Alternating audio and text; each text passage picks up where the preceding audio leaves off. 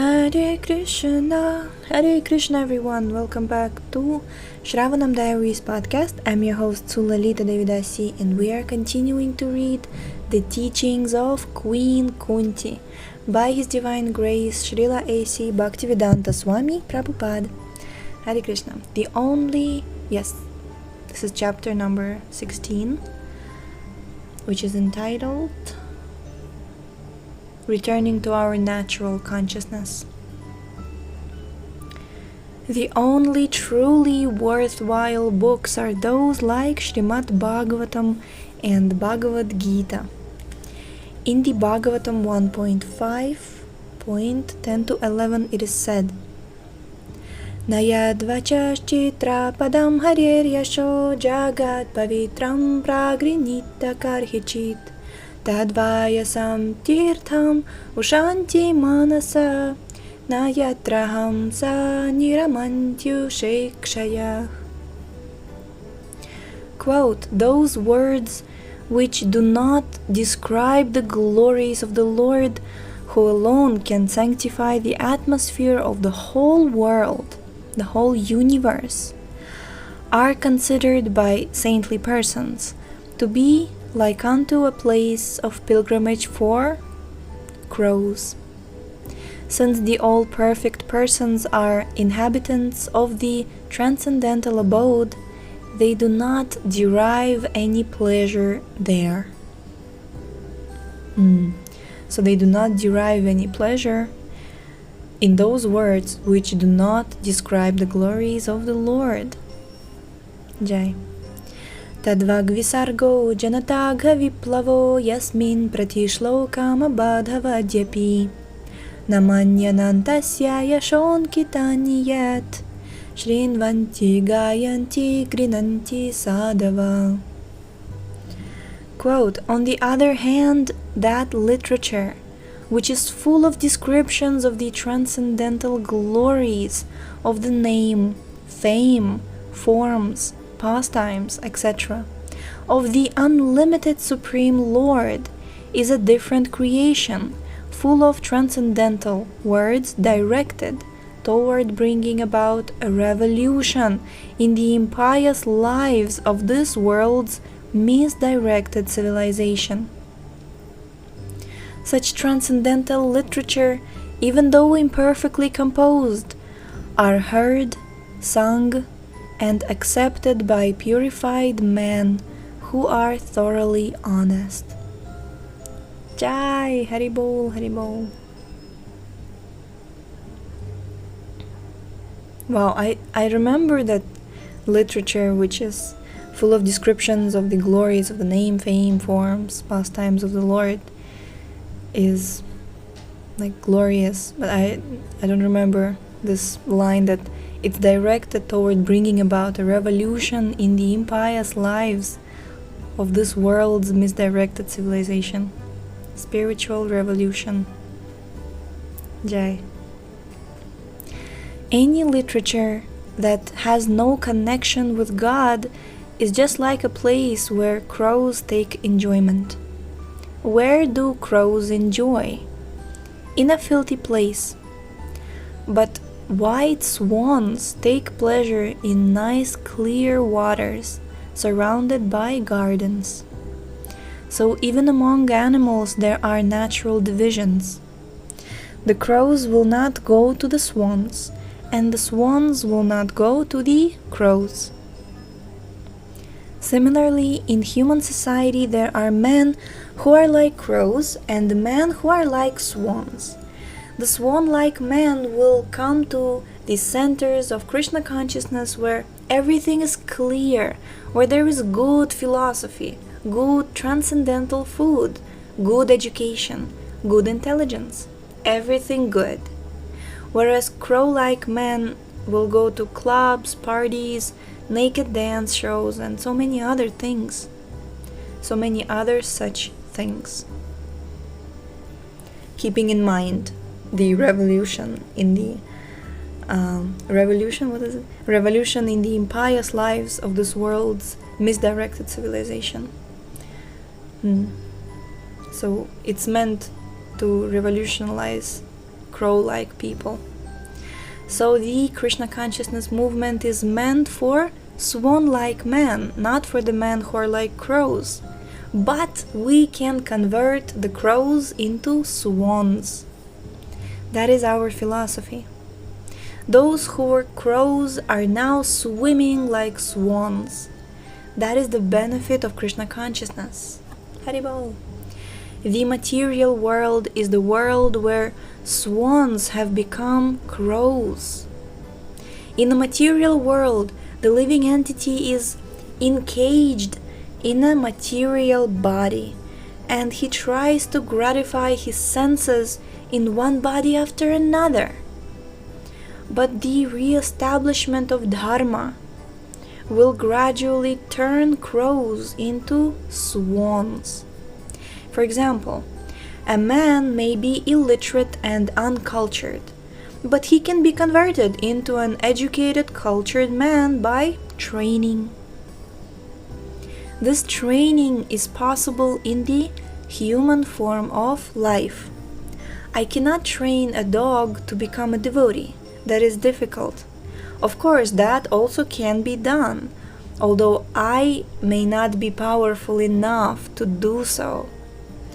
When Lord Chaitanya Mahaprabhu was traveling through the jungles of Jharkhand, the tigers, the snakes, the deer, and all the other animals became devotees. This was possible for Chaitanya Mahaprabhu because he is God himself and can therefore do anything. But although we cannot do that, we can work in human society. Regardless of how fallen a man is, if he follows the instructions of Krishna consciousness, he can return to his original position. Of course, there are degrees of understanding, but one's original position is that one is part and parcel of God. Understanding of this position is called Brahman realization, spiritual realization, and it is this realization that Krishna himself comes to this world to re-establish. Lord Krishna came to this world at the request of his devotees, Vasudeva and Devaki. Vasudevasya Devakyam Yachito Bhyagat. Although in their former lives Vasudeva and Devaki were married, they did not have any children.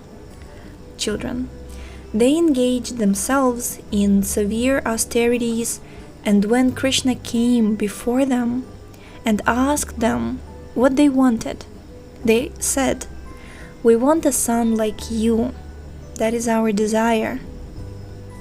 But how is it possible for there to be another God? Krishna is God, and God is one. He cannot be two. So how could there be another God to become the son of Vasudeva and Devaki? Krishna therefore said, "It is not possible to find another God, so I myself shall become your son." So some people say that it is because Vasudeva and Devaki wanted Krishna as their son that he appeared. Although Krishna actually comes to satisfy his devotees like Vasudeva and Devaki, when he comes he performs other activities also. Vadhaya cha suradvisham.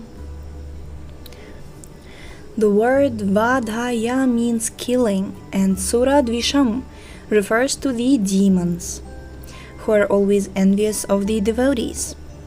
Krishna comes to kill these demons. An example of a demon is Hiranyakashipu.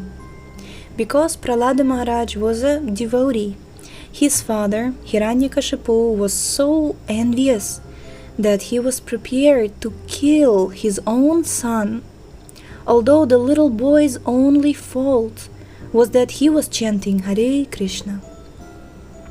This is the nature of demons. Jesus Christ also was killed by the Suradvisham, those who were envious of him. What was his fault? His only fault was that he was preaching about God. Yet he had so many enemies who cruelly crucified him. Therefore, Krishna comes to kill such Suradvisham. This killing of the envious, of course, can be done without the presence of Krishna. By setting to work the natural forces of war, pestilence, famine, and so on, Krishna can kill millions of people. He does not need to come here to kill the rascals, for they can be killed simply by his direction or nature's law. Srishti sthiti pralaya sadhana shaktir eka. Brahma Samhita 5.44. Nature has so much power that it can create, maintain, and annihilate everything. Srishti means creation, sthiti means maintenance, and pralaya means destruction. Nature can create, maintain, and also destroy. This material cosmic manifestation is being maintained by the mercy of nature, by which we are getting sunlight, air, and rain, by which to grow our food so that we can eat and grow nicely. But nature is so powerful that at any time it can destroy everything simply by one strong wind. Nature is working under the direction of Krishna. Maya dyakshena prakriti suyate sacharacharam. Therefore, if Krishna wants demons killed, he can kill millions of them with merely one strong blast of nature's wind. So to kill the demons, Krishna does not need to come. When he comes, he does so because he is requested by his devotees like Vasudeva and Devaki, as Kunti Devi indicates by using the word yachita, meaning being prayed for. Therefore, the real cause of his coming is at the request of his devotees. But when he comes, he simultaneously shows that he is prepared to kill anyone who is envious of his devotees. Of course, his killing and maintaining are the same because he is absolute. Those who are killed by Krishna immediately attain salvation, which generally takes millions of years to get. So people may say that Krishna has come for this purpose or that purpose, but actually Krishna comes for the benefit of his devotees. He always looks after the welfare of his devotees, and so from this instruction of Kunti, we should understand that we should always be concerned with how to become devotees. Then all good qualities will come upon us. Haribol. Yasyasti bhaktir bhagavatya kinchana sarvais gunaish tatra samasate sura. Bhagavatam 5.18.12. If one simply develops one's dormant natural devotion for Krishna, one will develop all good qualities. Our devotion for Krishna is natural. Just as a son has natural devotion to his father and mother, we have natural devotion to Krishna. When there is danger, even materialistic scientists pray to God. Of course, when they are not in danger, they defy God, and therefore danger is required in order to teach these rascals that there is God. Jivera Swarupahaya Krishnera Nitya Dasa. Our natural position is to be dependent on God. Artificially, we are trying to banish God, saying God is dead, there is no God, or I am God. But when we give up this rascaldom, Krishna will give us all protection. Haribol. Jai, we have completed chapter number 16. Tomorrow we shall read 17th, entitled Lightening the Burden of the World. Jai. So, thank you so much for tuning in today. The link to this book is in the description. And we shall see you tomorrow. Please check out our website, shravanamdiaries.com. Please read along with us. You can find the book links, the episodes catalog, the timeline, and descriptions also on the website. Check out these books, read them along with us, share them with everyone you know, and in this way, it will bring a revolution in the lives of the impious men of the misguided civilization, right? Haribol. So see you next time. Hare Krishna.